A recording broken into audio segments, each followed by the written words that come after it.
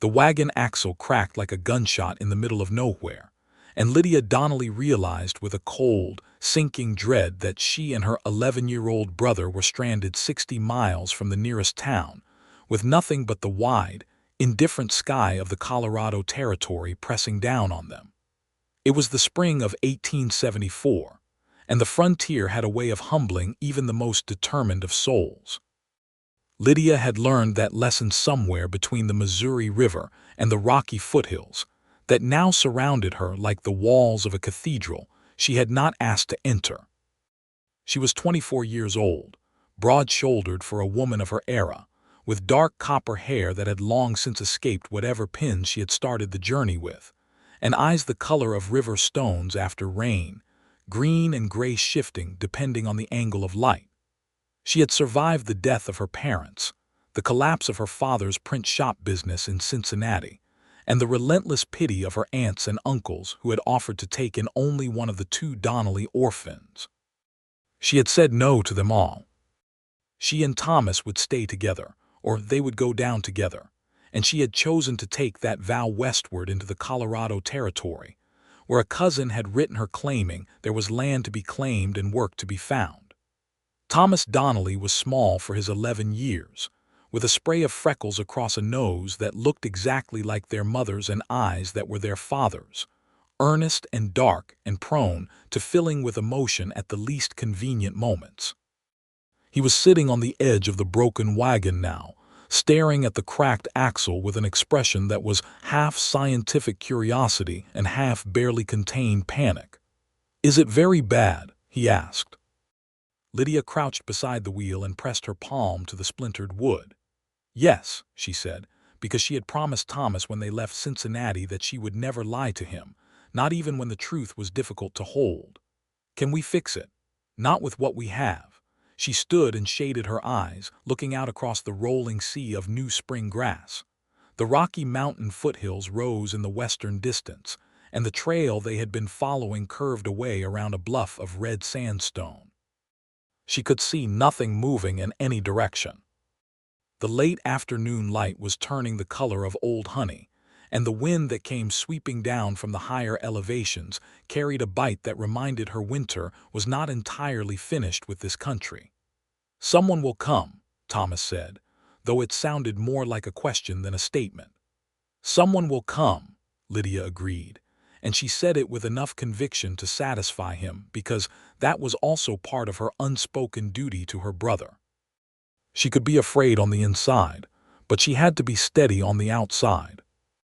She had been practicing that particular discipline for 2 years, ever since she had stood beside 2 graves in the Hamilton County churchyard, and understood that she was now the oldest living Donnelly and therefore responsible for the youngest. She built a small fire from the dry brush along the roadside, partly for warmth, and partly because smoke was visible at a distance.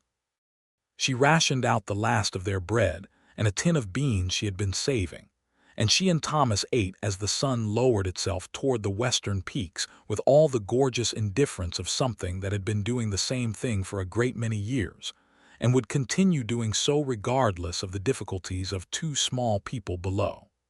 The rider appeared on the crest of the bluff about an hour after dark, silhouetted against a sky thick with stars.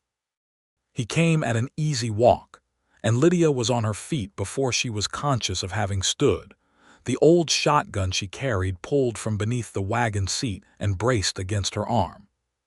"Easy now," the man called out, his voice carrying clear in the still night air. "I saw your fire. I mean no harm to anybody." "Ride in slow then," Lydia called back, "and keep your hands where I can see them." He did exactly that. He rode a deep-chested bay horse with a silver star on its forehead, and he came into the firelight with his hands relaxed and visible, and his expression carrying that particular quality of a man who has faced enough genuine danger in his life to recognize when he is not, in fact, in any. He was perhaps 30 years old, lean and tall in the saddle, with the kind of face the western sun had already begun to work on in earnest, leaving lines at the corners of brown eyes, and a jaw that was rough with several days of dark stubble. He wore a battered gray hat that had once been a better hat, and a canvas coat over a faded blue shirt, and the whole of his appearance suggested a man of functional habits rather than decorative ones.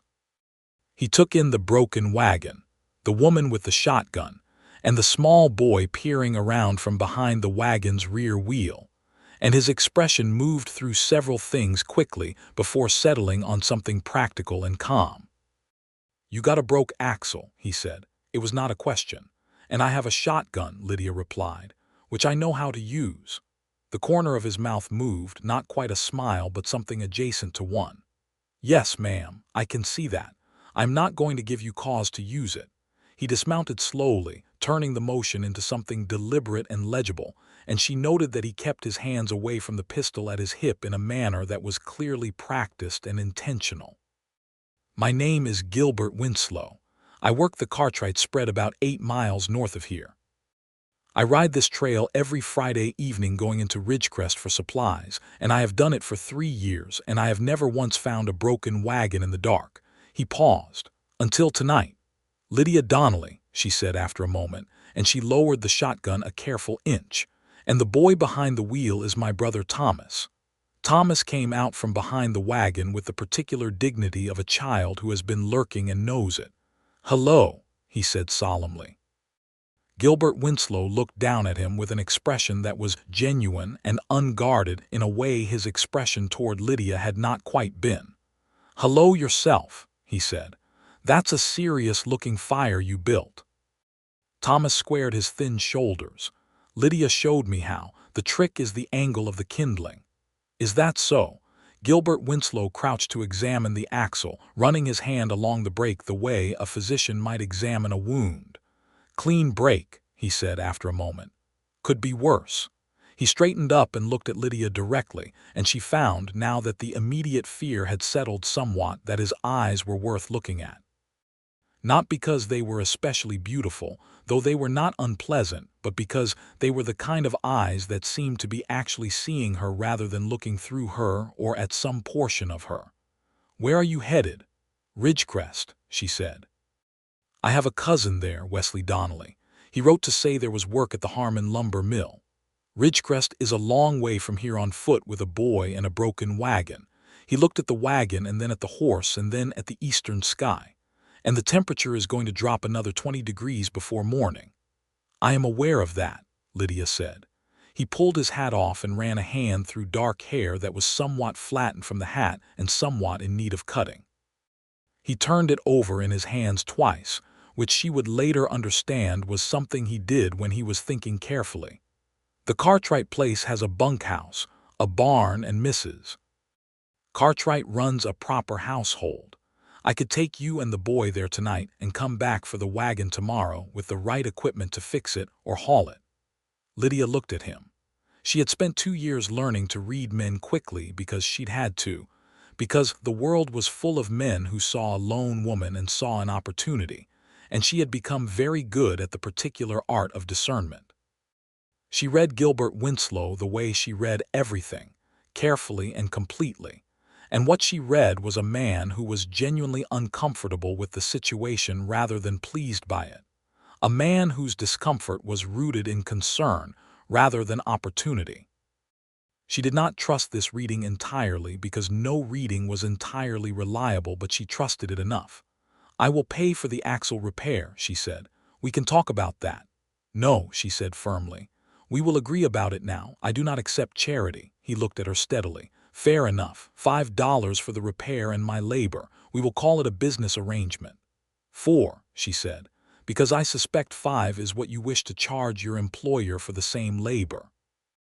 He was quiet for a moment, and then he did smile, and it changed his face considerably in a way that was interesting and somewhat inconvenient for the equilibrium she was trying to maintain. "4 it is," he said. "You drive a hard bargain, Miss Donnelly." "Mrs. Donnelly," she said, the old correction coming automatically, "but there is no Mr. Donnelly anymore. He was my father. He died 2 years ago." Something shifted in Gilbert Winslow's expression, softened almost imperceptibly. "I am sorry for that," he said simply, with none of the excessive performance of sympathy she had grown to dread from people who deployed compassion like a social nicety. He said it the way he might say the weather was cold or the axle was broken, as a simple statement of fact that he meant. She believed him. They secured what they could in the wagon and covered the rest with canvas. And then Lydia lifted Thomas up in front of her on the bay horse while Gilbert Winslow walked beside them, leading the horse by the reins, because the load was sufficient without adding another adult's weight and because, Lydia suspected, he was the kind of man who defaulted to walking when someone else needed to ride. Thomas asked Gilbert questions with the relentless enthusiasm of an 11-year-old who had recently discovered that adults sometimes answered if you persisted. And Gilbert answered them with more patience than most adults demonstrated, explaining the names of the stars visible overhead, describing the difference between the sandstone formations of the area and the granite of the higher mountains, and confirming Thomas's suspicion that yes, there were in fact rattlesnakes in this part of Colorado, though they tended to be more active in summer than in spring. "Are you afraid of them?" Thomas asked. "I respect them," Gilbert said. "Fear and respect are different things." Thomas considered this. What is the difference? Fear makes you run. Respect makes you pay attention. Thomas was quiet for a moment, absorbing this. "I'm afraid of a lot of things," he said, with the particular honesty that children produce when they feel safe enough to be honest. "Most brave people are," Gilbert said, and he said it in the same matter-of-fact way he said everything, as though courage and fear were simply weather systems that a person navigated rather than moral qualities that defined them. Lydia, sitting behind her brother on the horse and listening to all of this, felt something she had not expected to feel in the middle of a broken-down evening on the Colorado frontier. She felt something ease in her chest, like a door that had been held shut from the inside finally being allowed to stand ajar. The Cartwright Ranch was everything Gilbert had described and somewhat more. The main house was a 2-story timber and stone structure that had been there long enough to have acquired the dignity of permanence, with a wide porch and lantern light warm in the windows. Elizabeth Cartwright, who ran the household with an authority that was entirely informal but absolutely absolute, came to the door before they had fully dismounted, because she was the kind of woman who always knew when someone was approaching her property. She was perhaps 50, stout and capable-looking, with silver hair and the kind of face that had been handsome in youth and had graduated into something better in age. She took in the situation with a single sweeping glance and said, "Come in, both of you, and I will heat the stove. Mrs. Cartwright, this is Lydia Donnelly and her brother Thomas," Gilbert said, with the careful introductions of a man who has been raised to understand their importance. "They have a broken axle on the South Trail." "I can see that from looking at them," Mrs. Cartwright said without heat. "The boy needs a blanket and something warm to eat, and the woman looks like she has been carrying too much for too long." She said the second part as though it were simply observable fact, which it was, and Lydia felt the back of her throat tighten in the way it did when someone saw her accurately. "We do not want to impose," Lydia began. "You are not imposing," Mrs. Cartwright said. "You are a woman alone with a child on the frontier, and it is 40 degrees and dropping. Come inside." There was simply no arguing with that particular species of hospitality, and Lydia was too tired and too grateful to try very hard. Thomas was fed and blanketed and asleep on a settle by the fire within the hour, with the deep and trusting unconsciousness of a child who has decided that the environment is safe and has therefore entirely released his grip on wakefulness. Lydia sat at the kitchen table with a cup of real coffee, the kind she had not tasted in 3 weeks, and found herself talking to Mrs. Cartwright with the strange ease that exhaustion sometimes produced, explaining about Cincinnati and the print shop and the aunts who had wanted to separate the children and the cousin in Ridgecrest who had written about opportunity. "Wesley Donnelly," Mrs. Cartwright said thoughtfully. "I know the name. He does work at the Harmon Mill, yes. It is not elegant work, but it is steady." "Steady is what I need," Lydia said. "And what kind of work are you looking for yourself?" "I can set type," Lydia said. My father was a printer. I worked beside him from the time I could reach the case. I can also keep accounts, and I sew competently, and I am a reasonable cook." She paused. "And I am not proud about any of it. I will do what is needed." Mrs. Cartwright looked at her with an expression that was evaluative and kind simultaneously, which was a difficult combination to manage, but she managed it. "Ridgecrest has a newspaper," she said. "The Ridgecrest Courier. The editor is a man named Prentice, who I understand is in need of someone who knows what they are doing. His last typesetter went off to Denver 3 months ago." "How do you know all of this?" Lydia asked. "Because I pay attention," Mrs. Cartwright said simply, and that was all the explanation she offered. Gilbert Winslow came through the kitchen briefly to report that the horses were settled, and he paused when he saw Lydia still at the table.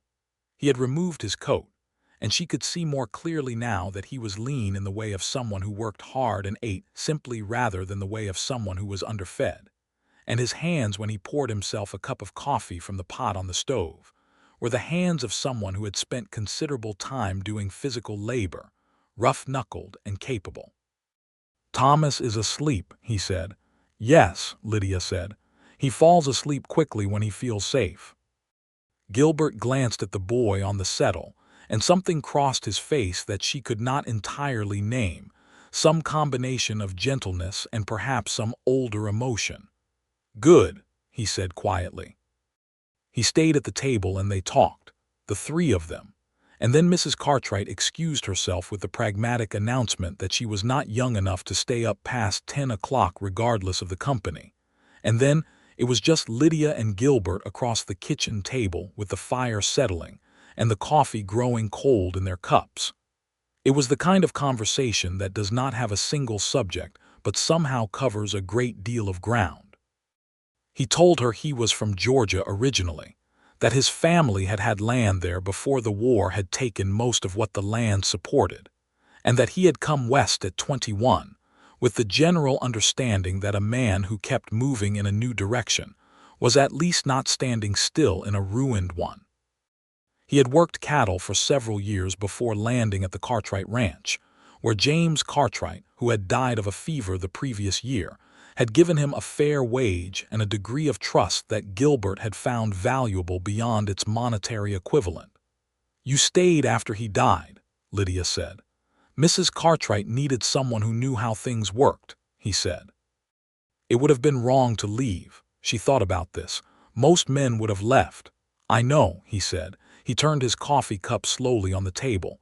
"I am not most men." He said it without any particular vanity, as a simple statement of personal geography rather than a boast, and she believed him because nothing in the evening's behavior had suggested otherwise. "Can I ask you something?" she said. "You can ask," he said carefully. "When you offered to bring us to the ranch, did you consider that there might be trouble in it for you? A woman alone with a child, unknown to you, showing up in the middle of the night?" He was quiet for a moment. "I considered it," he said. "And I considered leaving you out there, which was the other option, and I found I could not do it." He looked at her across the table. "You remind me of something." "What?" He seemed to search for the word. "Persistence," he said finally. "The kind that does not announce itself." She felt that again, that easing in her chest, that slight and unfamiliar sensation of being seen by someone who was looking for the right things.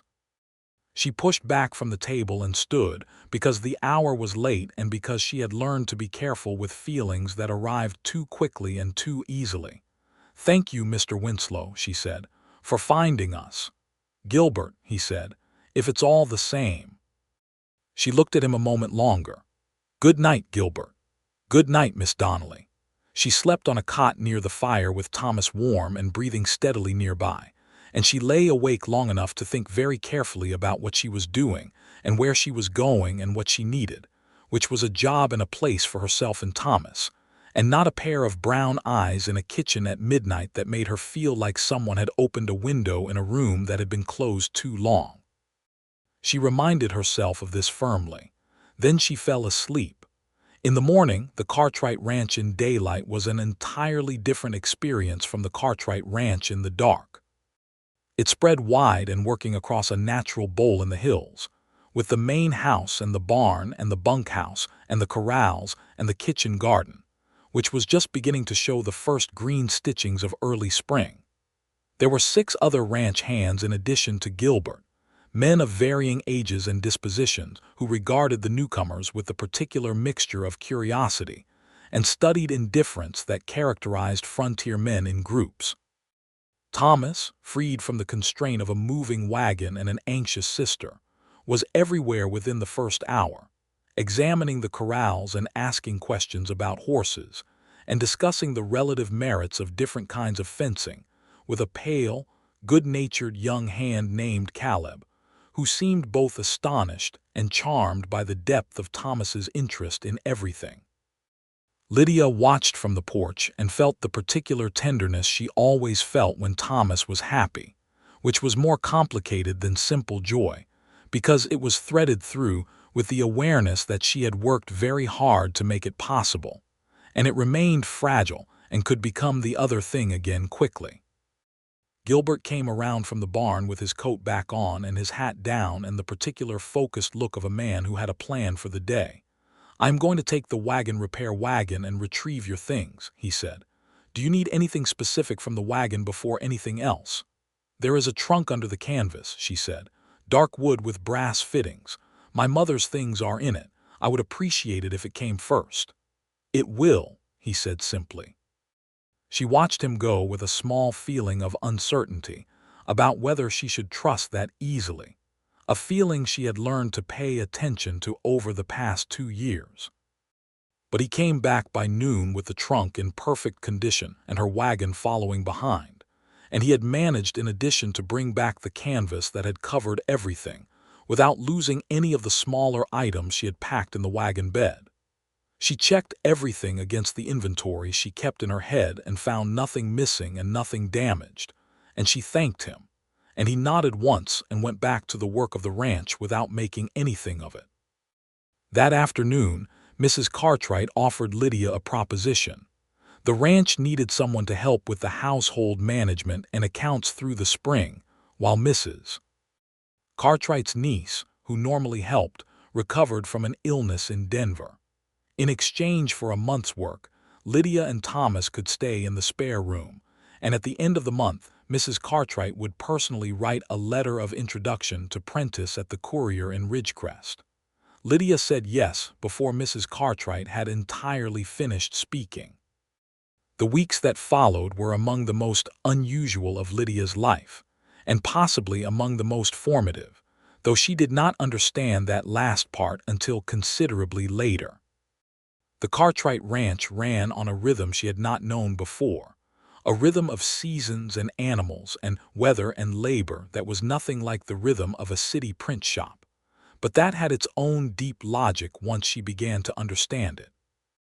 She learned that logic quickly, because she learned most things quickly, and she applied herself to the household accounts with the same focused precision she had brought to setting type, and Mrs. Cartwright, who was a woman of exacting standards, appeared satisfied with the result.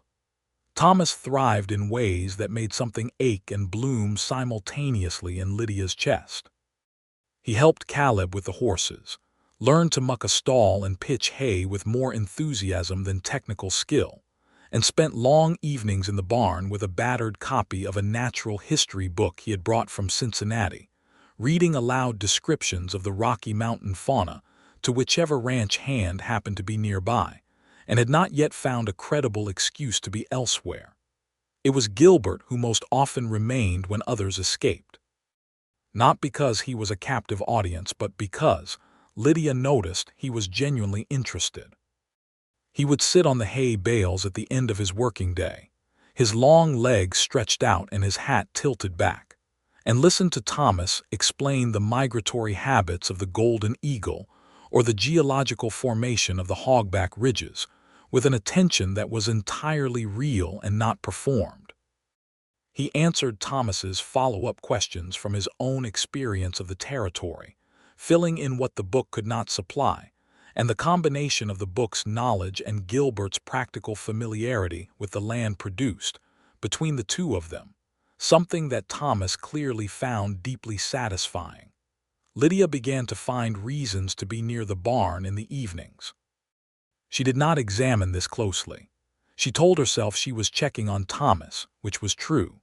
She told herself she was taking the air after the close work of the accounts, which was also true. She did not tell herself anything about the particular quality of Gilbert Winslow's voice when he was not being careful, when he was talking to a boy who trusted him, when the last light came through the barn boards in long dusty shafts and turned everything amber and slow. One evening in the third week, Thomas had fallen asleep over his natural history book with the particular suddenness of an overstimulated child, and Lydia had covered him with his coat and found herself sitting on the hay bales beside Gilbert in the near dark with no particular narrative excuse for being there. "He is going to be something remarkable," Gilbert said, looking at the sleeping boy. "He already is," Lydia said. "He has your determination," Gilbert said, "and something all his own. He has our father's curiosity. Papa could not look at anything without needing to understand how it worked." She paused. "It drove my mother slightly mad, and she loved him desperately for it." "Your parents were a good match then." "They were," she said. "They used to argue furiously and then laugh at themselves for arguing, and the house was always full of both." She surprised herself by saying it, because she had not talked about her parents that way to anyone in a long time, in the specific fond detail of how they had been rather than the general mourning of how they were gone. "I am sorry," she said. "I do not usually talk about them like that." "Like what?" "Like they were real," she said, and she was not entirely sure what she meant until it came out, and then it was entirely clear. "I talk about what happened to them. I do not often talk about who they were." Gilbert was quiet for a moment. "It is harder," he said finally, "to talk about who people were. What happened to them is just facts. Who they were is something else." "Yes," she said, "exactly that. Yes." The barn was quiet around them.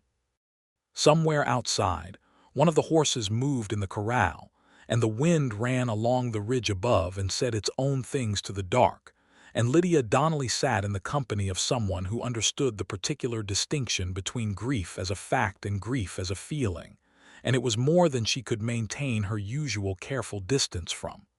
"Gilbert," she said. "Yes." She looked at him directly, which was something she did with a frankness that sometimes caught people off guard. "Why did you stay at this ranch after Mr. Cartwright died?" The truth of it, not the sensible answer. He met her eyes with the same directness she was offering. He was quiet for long enough that she thought he might not answer, and then he said, "Because Mrs. Cartwright reminds me of my mother. And because there was nowhere better I needed to be." He paused. "And because I have spent a long time moving away from things rather than toward them.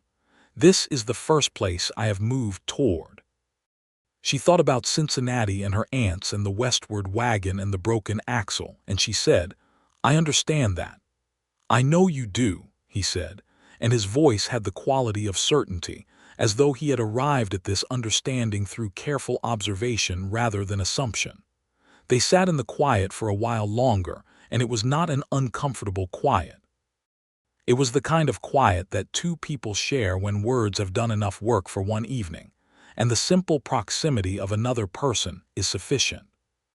Thomas stirred in his sleep and mumbled something about the dietary habits of the American bison, and they both smiled, and their smiles met sideways in the near dark, and Lydia thought, "Oh, this is a difficulty."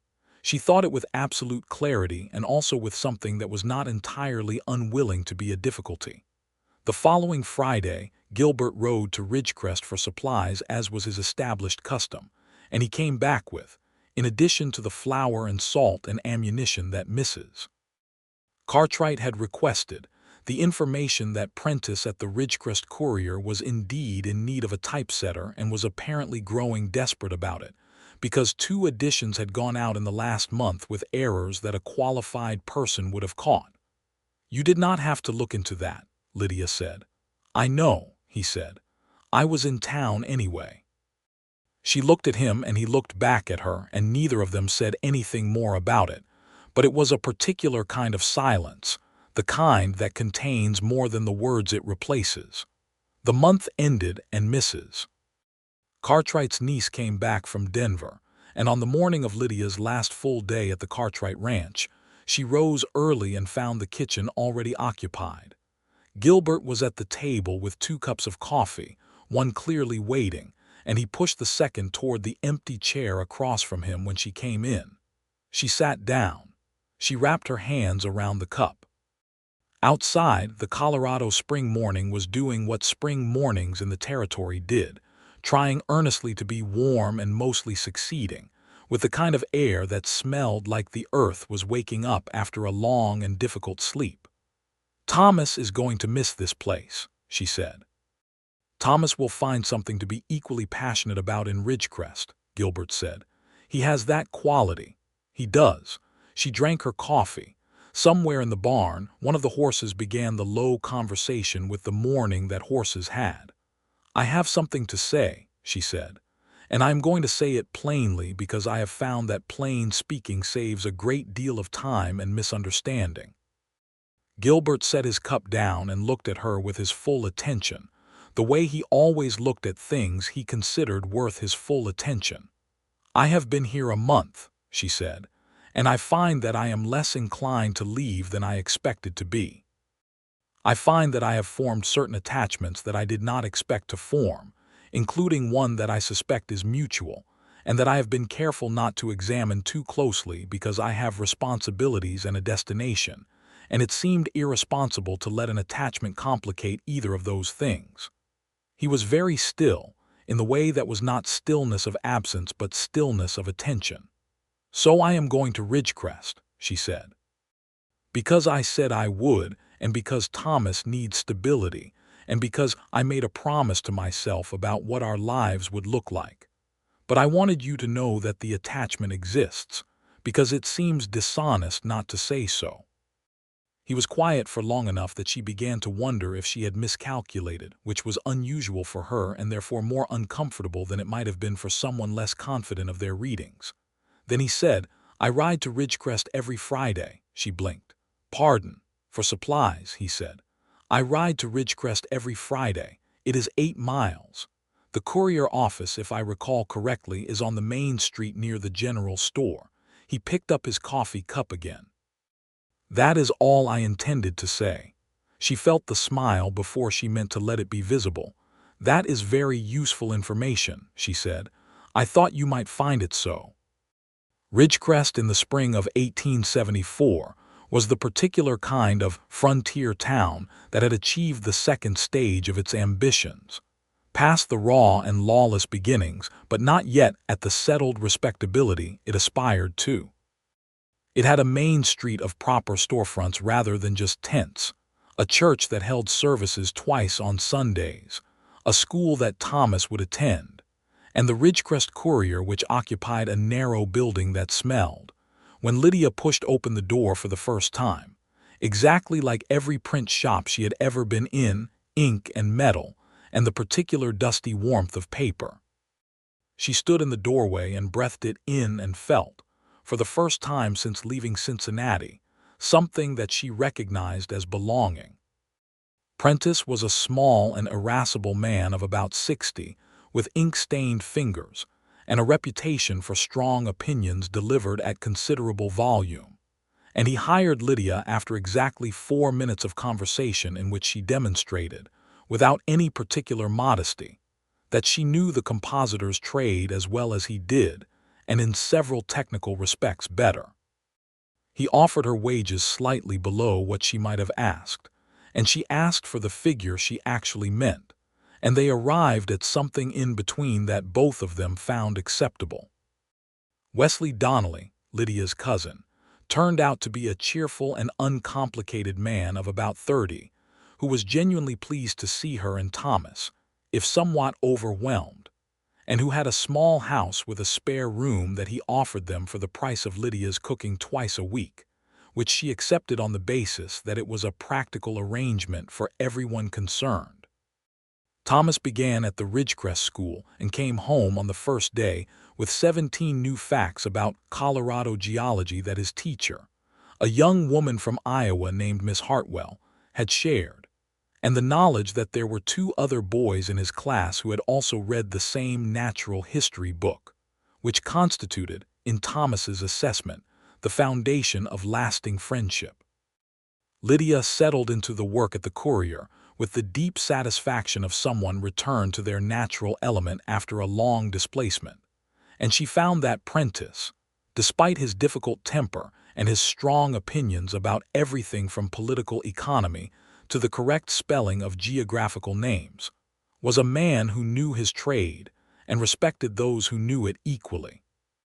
And they developed the kind of professional relationship that is not quite friendship, but is something better for professional purposes. And on the first Friday after she arrived in Ridgecrest, Gilbert Winslow came to town for supplies. He found the Courier without difficulty, since she had not exaggerated about its location on the main street, and he stood in the doorway with his hat in his hands and looked at her at the compositor's case and said, "You found it." "You told me where to look," she said. Prentice, who was setting copy at the back of the shop and whose powers of observation were sharpened by decades of the newspaper trade, looked up once and then appeared to find the ceiling suddenly very interesting. "I thought I might walk in the evening if you were not otherwise occupied," Gilbert said. "I finish at 6, Lydia said. They walked along the edge of town, where the street gave way to the open country, with the evening light settling golden over the hills and Thomas running ahead examining rocks with the earnest concentration of a future geologist. They walked with the particular care of people who are aware of each other in a way that has not yet found its complete expression, the small adjustments of pace and direction that two people make when they are attending to each other, without exactly admitting they are doing so. Thomas found a piece of flint that he was convinced bore the marks of deliberate shaping, and he presented it to Gilbert for examination with great seriousness. And Gilbert turned it over in his hands with equal seriousness, and agreed that yes, it did appear to have been worked by human hands, and Thomas put it in his pocket with the gravity of an archaeologist securing a primary source document. "He asked me this morning if cowboys know about rocks," Lydia said, falling in beside Gilbert after Thomas had darted ahead again. "What did you tell him?" "I told him some do and some do not, and that the best way to find out was to ask." Gilbert glanced sideways at her with that slight movement of his mouth that she had been cataloging since the night on the trail when she had first seen it. "Good advice. I have my moments." The visits became the shape of each week. Gilbert came to town on Fridays and they walked, or they sat on the porch of Wesley's house after supper with coffee, or they talked through the window of the Courier when Lydia was working late on a Friday and could not leave, and Gilbert waited with a patience that was not passive but active, filling the time with small useful tasks, repairing the loose board on the Courier's front step that had been loose since before Lydia arrived, and that Prentice had never gotten around to addressing. Prentice mentioned this with a neutral and somewhat loaded expression one Saturday morning, and Lydia did not respond to the expression, but she felt it. It was in early June, when the hills around Ridgecrest had gone from spring green to the particular warm gold of early summer, and the days were long and full of light, that the thing between them shifted from the careful to the definite. There was a gathering at the schoolhouse, a combined end-of-term celebration and informal social that was one of the ways frontier towns manufactured community in the absence of longer-established traditions. Thomas was to recite something he had learned, which in his case was a passage from a scientific text on mountain geography that he had convinced Miss Hartwell was entirely appropriate for the occasion, and Lydia came with Wesley and found Gilbert already there, standing near the refreshment table with a cup of lemonade and looking, for the first time in her experience of him, slightly out of his element. "You do not enjoy social gatherings," she said, arriving beside him. "I enjoy small ones," he said. "This is what might be called a medium one."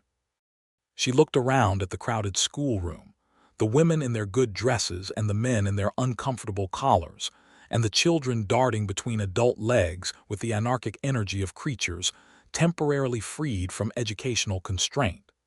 "Medium is an optimistic assessment," she said. He handed her a cup of lemonade, which she noted he had apparently been holding in anticipation of her arrival rather than drinking himself, and said, "Thomas is going to be the highlight of the evening." He was right. Thomas stood up at the front of the schoolroom with the flint arrowhead in his pocket for confidence, and delivered his passage on mountain geography with the focused energy of someone who genuinely cares about his subject. And the audience, which had perhaps expected something more conventional, was sufficiently charmed by his earnestness that they responded with genuine enthusiasm. Miss Hartwell, standing to one side, looked like a teacher who has had an unexpected vindication. Thomas came back to Lydia and Gilbert with his face alight. "Did I speak clearly?" he asked. "I was worried about the part with the technical terms." "Perfectly clear," Lydia said. "Every word," Gilbert confirmed. Thomas looked between them with the particular acuity of a child who notices things adults sometimes believe they have hidden, and he said, with characteristic directness, "You two look alike when you are not saying what you mean." Then he went off to find his friends who had heard about the geological flint. Lydia and Gilbert stood for a moment in the wake of this observation. "He is perceptive," Gilbert said. "Uncomfortably so," Lydia agreed. "Miss Donnelly," he said, and the small formality of it in the context of everything else made her breath catch in a way she would not have predicted. "I wonder if I might speak to you privately." They stepped out onto the schoolhouse porch, which was lit by the warm spill from the windows and the early summer stars above, and the sounds of the social inside made a kind of soft backdrop that was pleasant rather than intrusive. "I have been coming to Ridgecrest every Friday since you arrived," he said, "which is something I was doing before you arrived, so it requires no particular explanation." "No," she agreed. "But the reason I come to Ridgecrest," he said carefully, "has changed. The supplies are still necessary. The other thing is more necessary." She looked at him. The porch light caught the lines at the corners of his eyes and the serious set of his mouth and the hands that he was holding very still at his sides, and she thought, as she had thought in the barn that evening in late May, that this was a man who said exactly what he meant when he finally decided to say it, and that she trusted that quality more than she had trusted most things. "I find," he continued, "that I am very interested in what you are building here, in the Courier and the life you are making for you and Thomas. And I find that I would like to be part of it if you would permit me, not in any way that disrupts what you are building, in whatever way fits alongside it." She thought about the wagon axle cracking on a dark trail. She thought about the fire she had built so the smoke would be visible at a distance. She thought about a man riding into firelight with his hands open and visible. She thought about a kitchen at midnight and a barn in the lamplight and 11 weeks of Friday evenings and a child who noticed things. "There is something I should tell you," she said, "about Thomas." He waited, his expression steady. "He is my responsibility," she said. "Not a temporary one.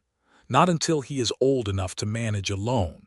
He is my brother, and he has no one else, and any life I build has to have room for him in it without condition or compromise. He is not a problem to be solved or a complication to be managed. He is part of who I am." Gilbert looked at her with those brown eyes that were always actually looking and said, without hesitation, "I know that. I knew that the night I found you both on the trail. There is room for both of you." She felt the truth of it, which was different from merely hearing words. She felt it the way you feel something that has been waiting for the right shape, something that had been held in potential and was now becoming actual. "Then yes," she said, "I would permit it." He did not make any grand gesture of this moment. He was not that kind of man, and she was not that kind of woman, and the frontier had a way of making people value the substantive over the symbolic.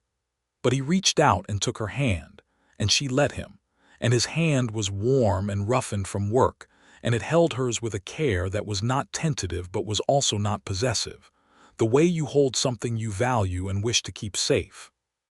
They stood on the porch, and the stars were very bright over the Colorado summer dark, and inside the schoolhouse, Thomas Donnelly was telling his friends about the geological properties of flint, and the world was turning in its ordinary and extraordinary way.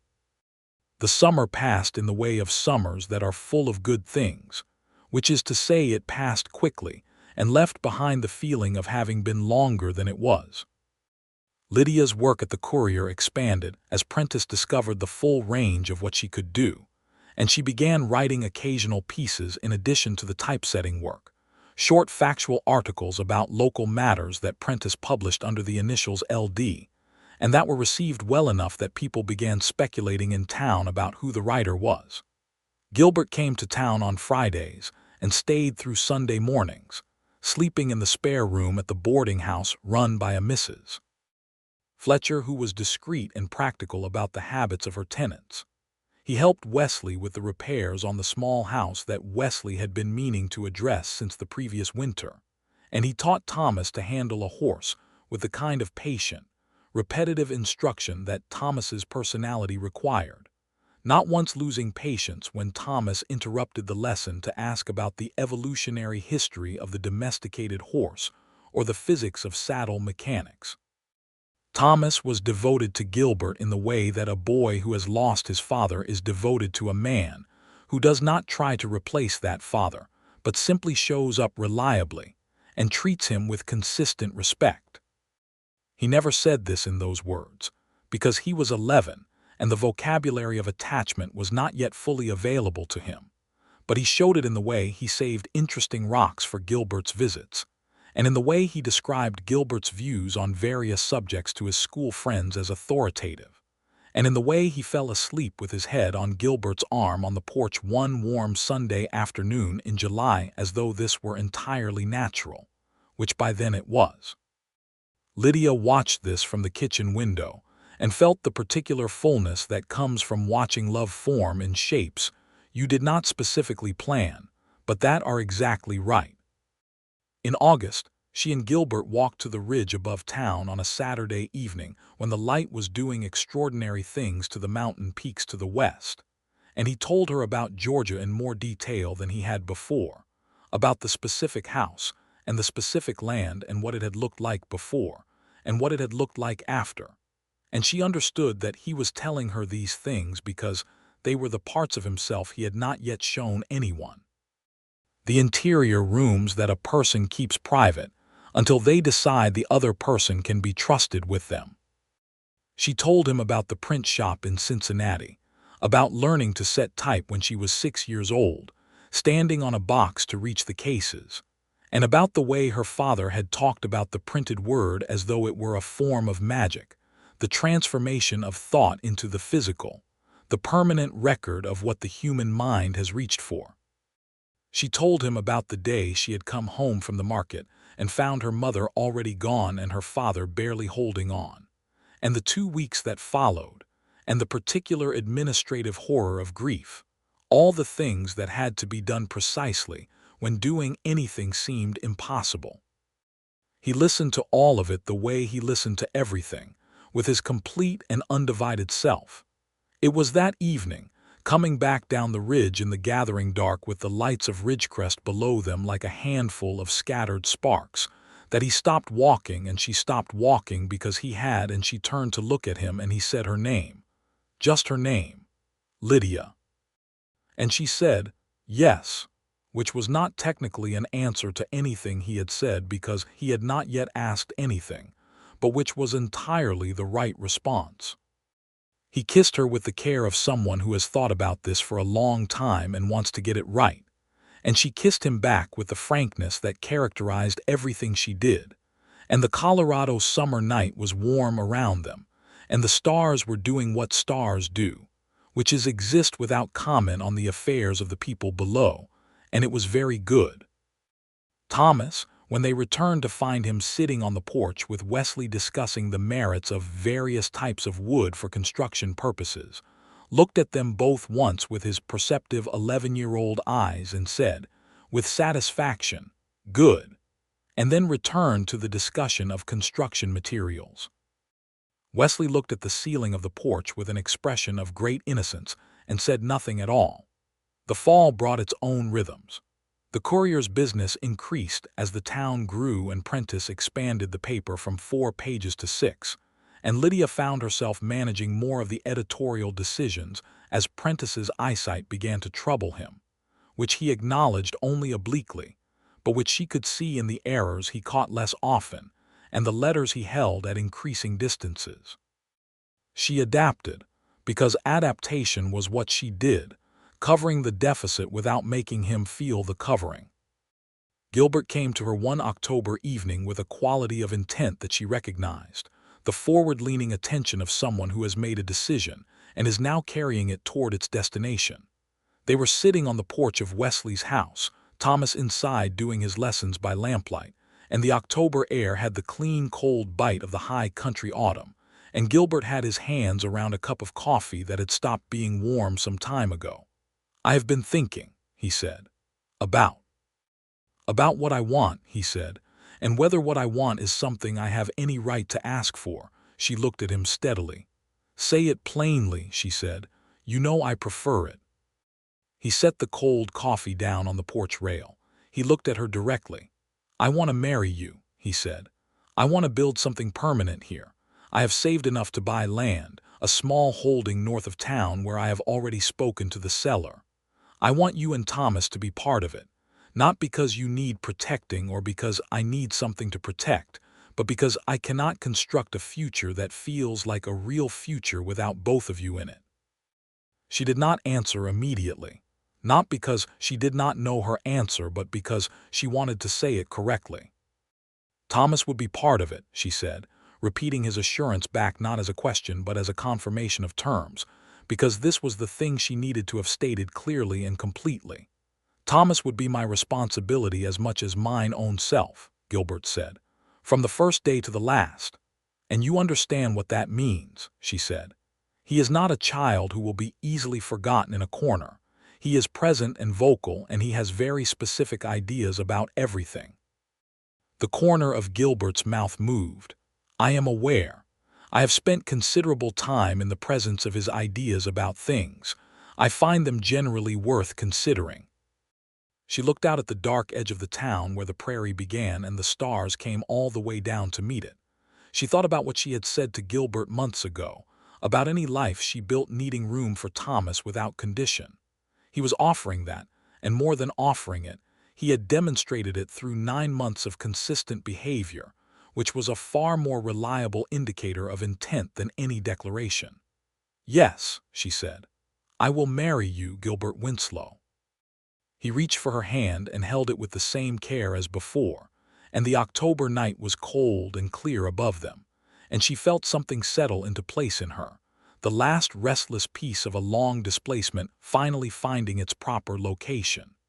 Thomas received the news the following morning with a considered gravity that was characteristic of him, and then asked, in the practical manner of a boy who has been thinking about things, whether this meant they would be living on a farm. "A small ranch," Gilbert said, "north of town, with horses." "Yes," Thomas considered this. "And would I be able to help with them, specifically the care and management, not just the riding?" "I would expect your help with the care and management," Gilbert said. "I am going to need it." Thomas extended his hand with great formality. Gilbert shook it, equally formal, and Thomas said, "Then I agree," as though this were a negotiation in which his agreement was a necessary component, which perhaps it was. Wesley shook Gilbert's hand and said, with genuine warmth, that he was glad for them, and that he had been glad since approximately the 3rd Friday when he had observed the way Gilbert carried Lydia's coffee cup in from the porch before she had to ask, and set it down in exactly the right place. They were married in December, in the Ridgecrest church on a day when the snow was falling outside in the steady, unhurried way of a country that has all the time in the world for snow. Lydia wore her mother's Sunday dress, let out and remade to fit her different figure, with her copper hair pinned up and a small spray of dried wildflowers that Thomas had pressed and kept since summer for this specific purpose, though he had not told her what he was keeping them for. When she saw the flowers, she pressed her hand to her mouth and looked at her brother, and he looked back at her with their mother's nose and their father's earnest eyes and said, "I thought you would like them." She could not speak for a moment. Then she said, "I love them, and I love you, and she straightened his collar the way she had been straightening his collar for 2 years, and then they went into where Gilbert was waiting. Gilbert was waiting at the front of the church with the particular stillness of a man who is exactly where he intends to be. And when Lydia came through the door with Thomas beside her, his expression changed in the way that faces change when they see something they have been hoping to see, open and unguarded and entirely genuine. The minister said the words, and they said their words, and the snow kept falling outside, and the small congregation of Ridgecrest attended the event with the warmth of a community that is pleased to see good things happen to people it has decided it approves of, which is one of the better features of small frontier towns. At the reception, which took place in the schoolhouse and featured Mrs. Fletcher's celebrated apple cake and Wesley's contribution of a bottle of good whiskey that he had been saving for an occasion that merited it, Thomas delivered a small speech that he had prepared, and that began with a geological metaphor about the formation of lasting structures, and ended with the statement that he believed his sister and Gilbert were, in his assessment, the two people in his experience best suited to the difficult work of building something real, and that he intended to be useful to that project for as long as they would have him. There was not a dry eye in the schoolhouse by the end of it, which Thomas observed with scientific interest and Lydia observed through the tears themselves. The small holding north of town was the specific, imperfect, promising thing that Gilbert had described. The main house needed work, which they did together through the winter, Gilbert handling the structural concerns and Lydia the interior management, and Thomas constituting what he called the research and advisory department, which in practice meant he had opinions about everything, and some of them were genuinely useful. Lydia kept her work at the Courier. This had been a condition she had stated before the marriage, and that Gilbert had agreed to without reservation, because he had understood from the beginning that the work was not incidental to who she was but central to it. She rode into town 3 mornings a week on the horse Gilbert bought her, a dark bay mare named Clara, and Thomas rode with her on school days. And on the days she did not go in, she worked on the longer pieces that Prentice had begun to publish under her full name, which caused a certain amount of comment in town and a gratifying amount of mail, because people had opinions about a woman writing newspaper articles, and some of those opinions were favorable. Prentice, to his own apparent surprise, became something like a friend in the way that old, difficult men sometimes become friends with the younger, difficult women who understand their trade, complaining about her in a way that made his pride in her entirely visible. Spring came to the ranch north of Ridgecrest in the way spring came to all of the Colorado Territory, insistently and beautifully, with the creek that ran along the north pasture running high and clear, and the first wildflowers pushing through in the meadow above the barn. Thomas had a garden plot of his own that he had designed based on both scientific principles and extensive personal enthusiasm, and he grew things in it with the concentrated passion of someone discovering that the world responds to care.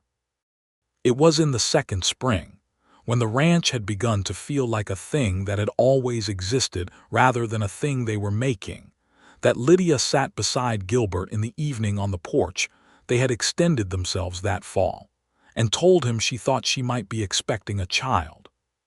She said it carefully, watching his face, because the thing was very new and very uncertain, and there was a complexity of feeling in her that she wanted to be fair to before it became something else. Gilbert's face did the thing it did when he was receiving information that was important to him. It became very still and then very alive, as though the stillness was the intake of breath before the response. He turned to look at her fully, setting down the mending he had been working on, because he had learned to mend his own things as a matter of practical economy, and continued the habit. "Are you certain?" he asked, with care rather than excitement, which was the right thing to ask. "Not entirely," she said, "but mostly." He reached over and took her hand. He did not say anything immediately, and she appreciated this because she was not entirely sure what the right thing to say was, and she suspected he did not know either, and they were two people who preferred not to speak until they knew. Then he said, "Are you afraid?" "Yes," she said. "A little." "So am I," he said. "A little." "Good," she said. "I think that is probably the appropriate amount." He lifted her hand and pressed his lips to her knuckles, which was a thing he did sometimes in the private currency of affection they had developed, and she leaned her head against his shoulder, and the spring evening spread out all around the ranch, with its abundance of new growth and the long, slow light, and the sound of Thomas in the garden talking to the plants with the earnestness of someone who has decided that scientific observation does not preclude encouragement.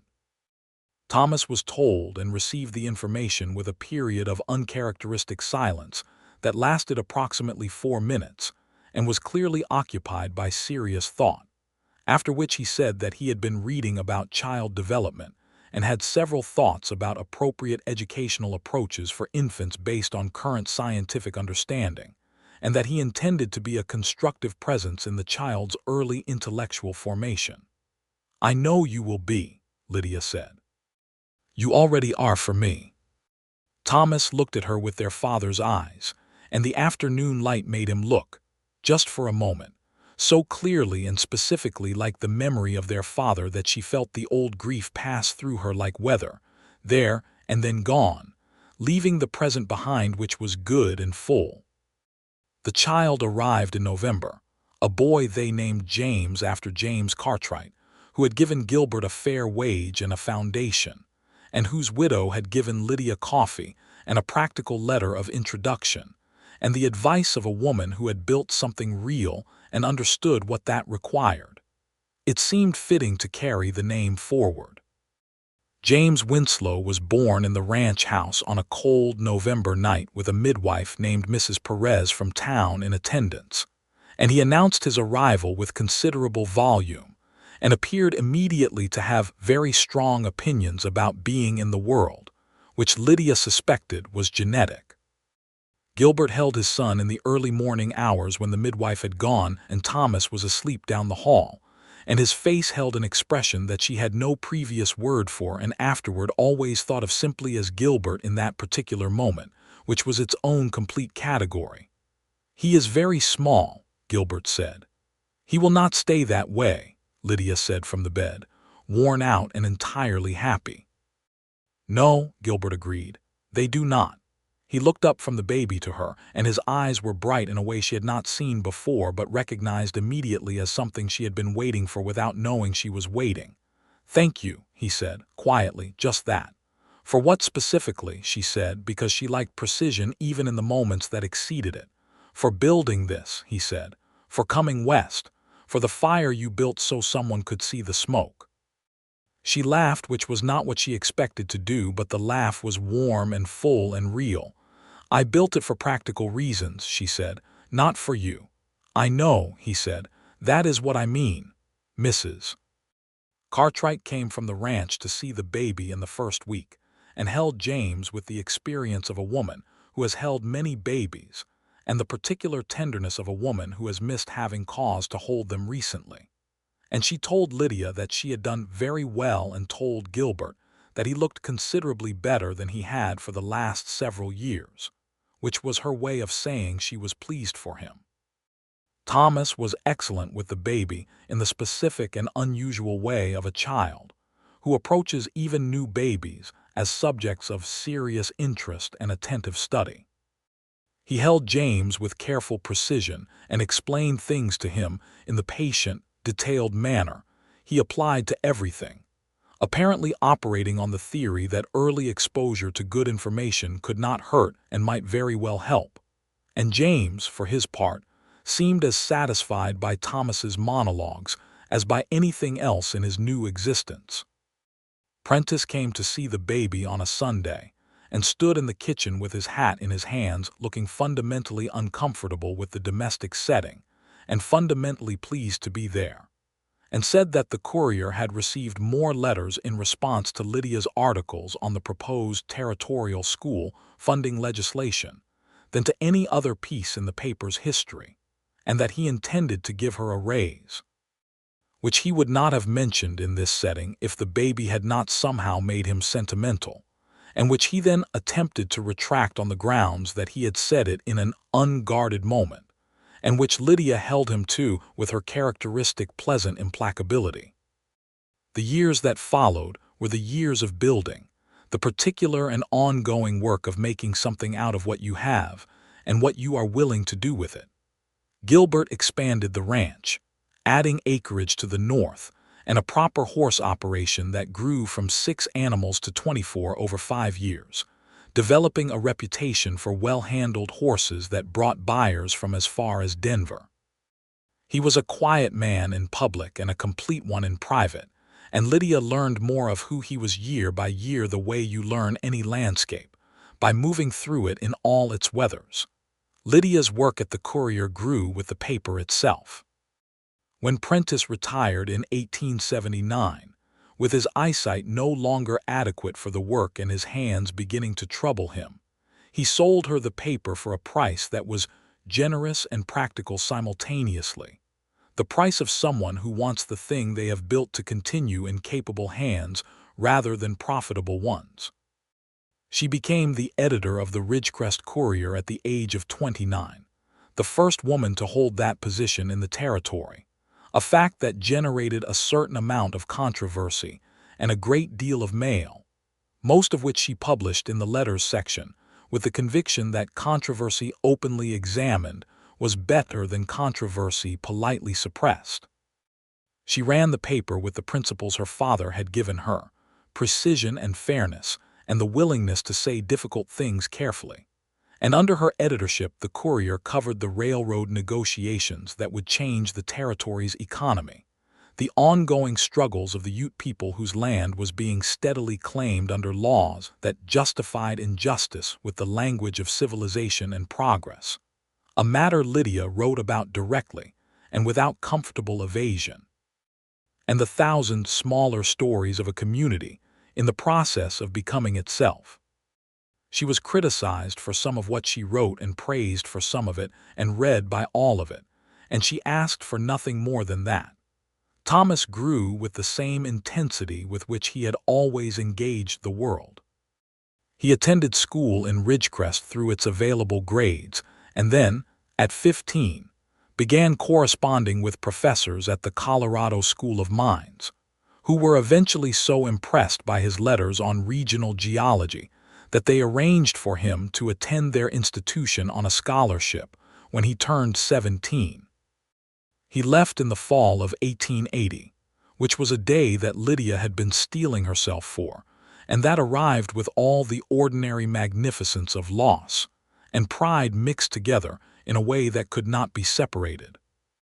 She stood with Gilbert in front of the train that would take Thomas to Golden, Colorado, and watched her brother load his trunk with the careful efficiency of someone who has read about the best methods for loading luggage onto trains. And she did not cry until Thomas turned around and saw her not crying and then hugged her with his thin, now taller arms and said into her hair, "I will write every week. You know I will." "I know," she said. He shook hands with Gilbert with the same formality as the day in Wesley's kitchen when he was 11, and Gilbert gripped his hand and said, "You are going to do important things." "I know," Thomas said, with the perfect confidence of someone who has never had cause to doubt his own curiosity, and then he boarded the train and they watched it go until it was nothing but distance. On the way home, Gilbert drove the wagon and Lydia sat beside him, and the Colorado sky was enormous overhead, and the afternoon was warm, and she felt, as she had felt so many times since the broken axle on the South Trail, that the country contained more than could be comprehended in a single looking, that you had to stay with it through many seasons before you began to understand what you were looking at. "He will be fine," Gilbert said. "Better than fine," she said.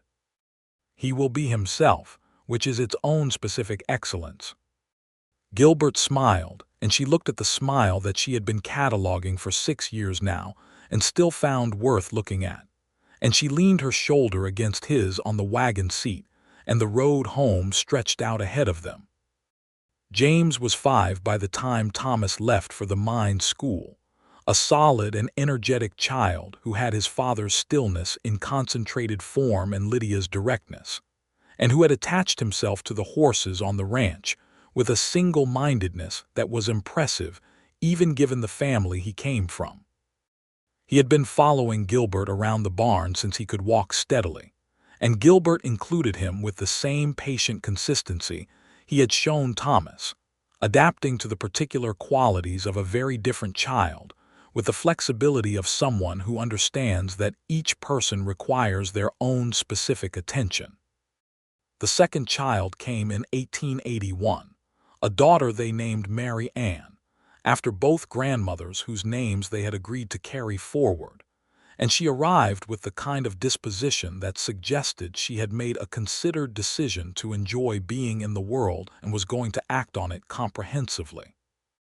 She had Lydia's copper hair and Gilbert's brown eyes and her own particular smile that appeared very early and was unmistakably her own, and both James and Gilbert were, to put it plainly, thoroughly conquered within the first week.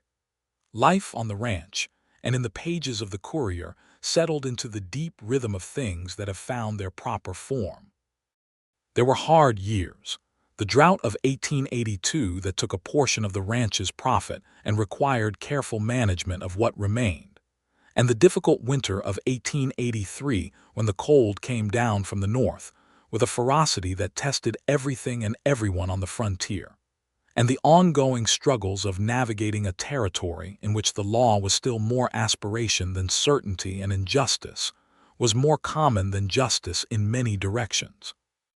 But there were also the things that made the hard years possible to sustain. The long evenings on the porch where the whole family gathered and Thomas's letters were read aloud, his descriptions of geological formations and his professors' increasingly excited assessments of his work, and James's earnest commentary on the horses and Mary Ann's laughter at everything, and Gilbert's quiet voice, adding the observation that settled whatever was unsettled.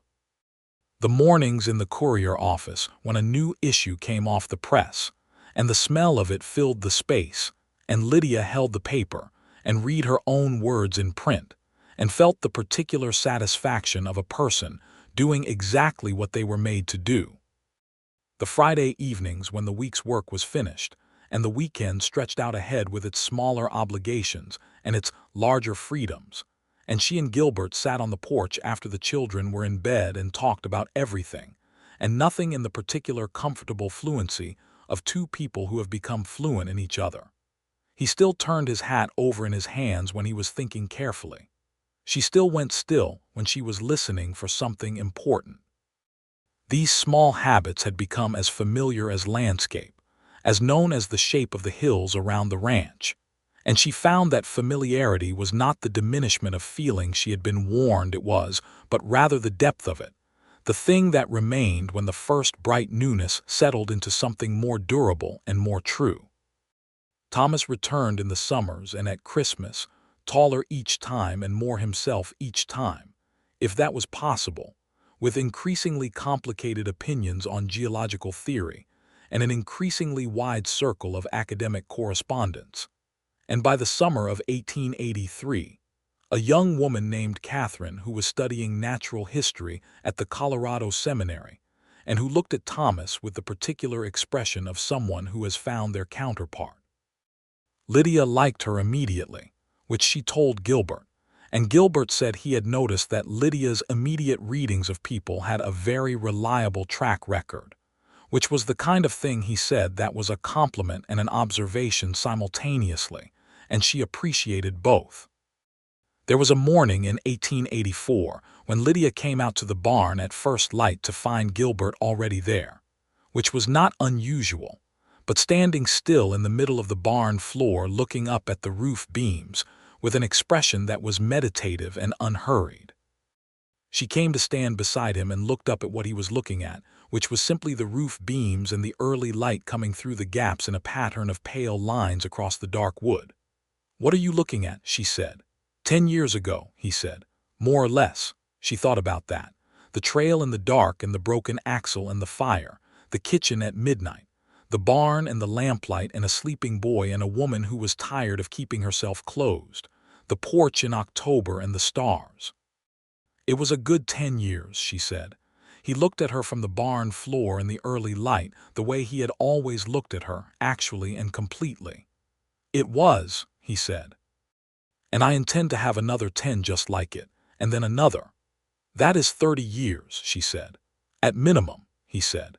She laughed and the laugh went up to the roof beams and came back down in the good light of a Colorado morning. And James came running from the house to say that Mary Ann had learned to say a new word that was very funny and they should come and hear it immediately.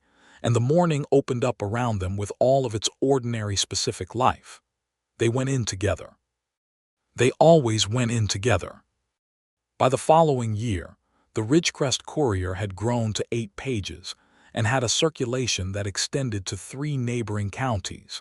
And Lydia had hired 2 additional staff members.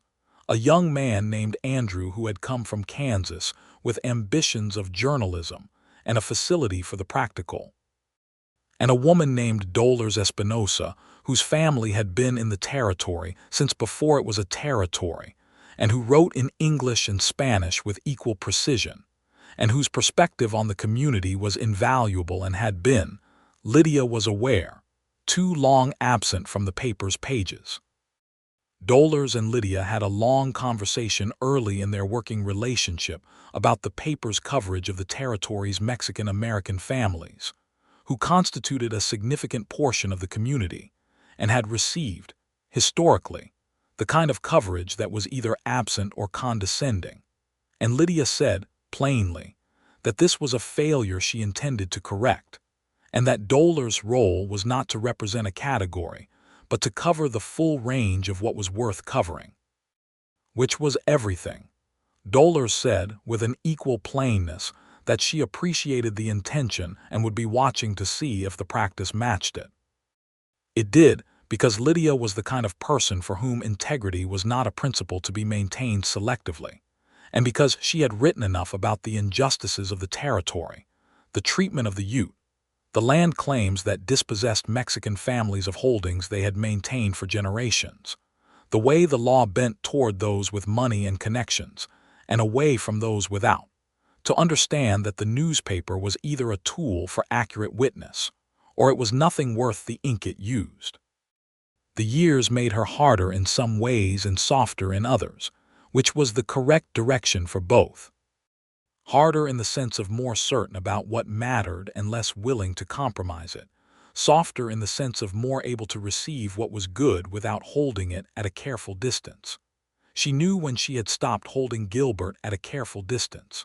She knew it the way you know the exact moment when a season changes, not by the calendar, but by the quality of the air. It had been a winter evening in their 2nd year of marriage, when James was an infant, and she had been awake too many hours, and Gilbert had come in from the barn, and found her at the kitchen table not crying but very near it, exhausted in the specific way of someone who has been strong for too long, and he had not said anything useful or unhelpful. He had simply sat down beside her and put his arm around her and let her lean, and she had leaned. And it had been the first time in a very long time that she had leaned on anything, and the thing she had leaned on had not moved. That was when she had stopped holding him at a careful distance. That was the evening she had let him be the thing he had been offering to be all along, which was simply there, steady and present and real. She had told him this later, because she told him things like this, and he had said that he had noticed she was leaning and had been very careful not to shift his weight in case she stopped, and she had felt the love for him as something complete and unironized, a simple and entire thing. Thomas wrote in the spring of 1885 to say that he and Catherine were to be married in June, and that he hoped very much that Lydia and Gilbert would come to Denver for the ceremony, and that he had also been offered a position at the Colorado School of Mines as an assistant instructor in field geology, which he intended to accept because teaching seemed to him the most direct way of multiplying the usefulness of what he knew. Lydia read the letter at the kitchen table with Gilbert across from her, and James eating his breakfast with the focused efficiency of a boy who had horses waiting for him, and did not intend to waste time on anything that delayed the horses. And Mary Ann doing something intricate and mysterious with her scrambled eggs that she described as an important experiment. And she finished reading and looked at the letter in her hands, and then at the room around her and thought, as she sometimes thought, about the woman who had stood beside two graves, and understood that she was now the oldest living Donnelly and responsible for the youngest. She had thought then that survival was the ambition, the getting through and the holding on and the making it be all right. She had been right about all of that, but she had been wrong about the limit of it. She had not known, standing in the Hamilton County churchyard, that getting through and holding on were the foundations of something rather than the whole structure. She had not known that the broken axle on a dark trail was a door rather than an ending. Gilbert was watching her across the table. He always knew when she was somewhere else in her head, not by anything she did, but by some quality of attention he had developed that was specific to her. "He sounds happy," Gilbert said. "He does," she said. "He really does." "So do you," Gilbert said quietly. She looked at her husband across the breakfast table of the ranch they had built north of the town she had arrived in with a broken wagon, and a child and nothing certain in any direction. And she thought that the frontier had given her things she had not expected it to give. Things that the books about the West and the letters from cousins and the advertisements for opportunity had not prepared her for, which were the specific and unmistakable things that come from staying somewhere long enough to take root. "I am," she said, simply, completely, "I am happy." They went to Denver in June and watched Thomas Donnelly marry Catherine, with the ceremony of the Colorado Seminary Chapel, and the celebration of people who are genuinely pleased to see one of their number arrive at something good. And Thomas stood at the front of the chapel with exactly the same solemnity he had applied to the geological flint on that first evening walk. And Catherine looked at him with the expression of someone who has found their counterpart and knows it. Lydia stood beside Gilbert in the chapel pew with James between them, 11 years old now, and wearing his good collar with the stoicism of a boy who knows it is a special occasion and is willing to endure the collar for its duration, and Mary Ann on Lydia's other side, 4 years old and fascinated by the flowers in Catherine's hair, and she held Gilbert's hand and watched her brother get married and felt the particular completion of it, the circle of something. Thomas caught her eye from the front of the chapel, and something passed between them, the particular currency of siblings who have been through things together, the two surviving Donnellys in a room full of new growth and chosen family, and she saw him smile with both their parents' best qualities at once, their father's curiosity and their mother's warmth, and she smiled back with the full weight of everything she meant. The train home from Denver ran through the mountains at dusk, and the peaks were red and gold in the last light, and the children fell asleep against each other across the seat with the unceremonious practicality of children who have used up their available energy and are now simply done, and Lydia and Gilbert sat in the quiet of the moving train and watched the mountains go by in the extraordinary light. "Do you remember," she said, "what you said to me the night you found us?" "I remember most things about that night," he said. "You said there is room for both of you," she said, "when I told you Thomas was part of any life I built. I remember." "I have thought about that many times," she said, "because it was the first time I believed someone meant it." He was quiet for a moment, watching the red mountains in the last of the light. "I did mean it," he said. "I meant it in the immediate practical sense, and I meant it in the larger sense. Both of you needed a place. Any decent person would have recognized that. You would be surprised," she said gently, "how many decent people do not recognize it when it requires something of them." He looked at her. "Then they are not as decent as they think," she smiled.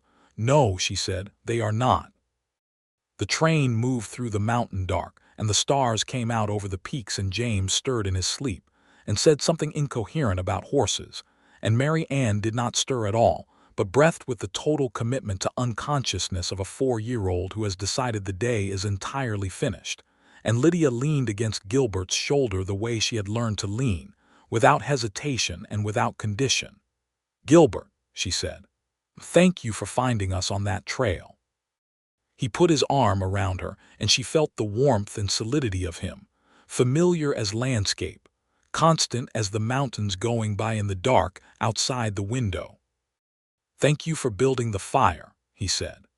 The train carried them home through the Colorado night, toward the ranch north of Ridgecrest, where the horses would need the morning attention, and the courier would need the week's work, and Thomas's wedding letter would need to be framed and hung above the desk where Lydia worked.